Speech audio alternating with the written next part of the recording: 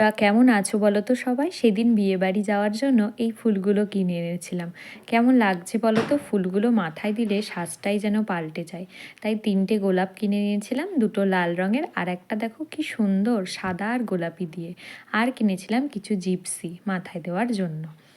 তারপর এইভাবে সাজগোজ করা হয়ে গেছিল মায়ের মাথায় আর আমার মাথায়। আমি শুধুমাত্র জিপসিই দিয়েছিলাম আর মা মাথায় দিয়েছিল গোলাপ আর জিপসি মিলিয়ে। কেমন হয়েছে বলো তো সাজটা? তারপর আমরা দুজন চলে গিয়েছিলাম বিয়েবাড়িতে। আমাদের পাশের বাড়ির দিদির বিয়ে ছিল। বিয়ের জায়গাটা কিন্তু বেশ সুন্দর করে সাজিয়েছে, বেশ ভালোই মজা হয়েছে।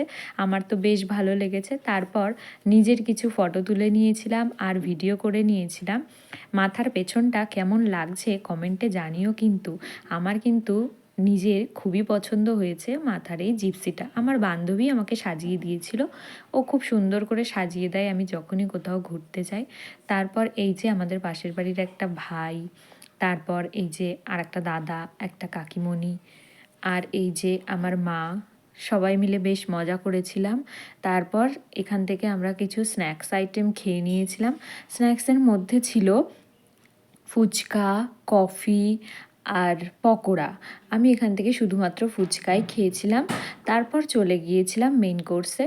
মেন কোর্স ছিল ফিশ বাটার ফ্রাই, তারপর ছিল নানপুরি আর চানা মশলা, তারপর এই যে গরম গরম সাদা ভাত, মুড়িঘণ্টর ডাল আর ঝুরি আলু ভাজা। তারপর চলে এসেছিল কাতলা কালিয়া, সেটা ছিল বেশ টেস্টি। তারপর শোজটপার, ফ্রাইড রাইস আর মাটন কষা, তারপর চাটনি, পাঁপড়, মিষ্টি, আইসক্রিম আর হজমলা।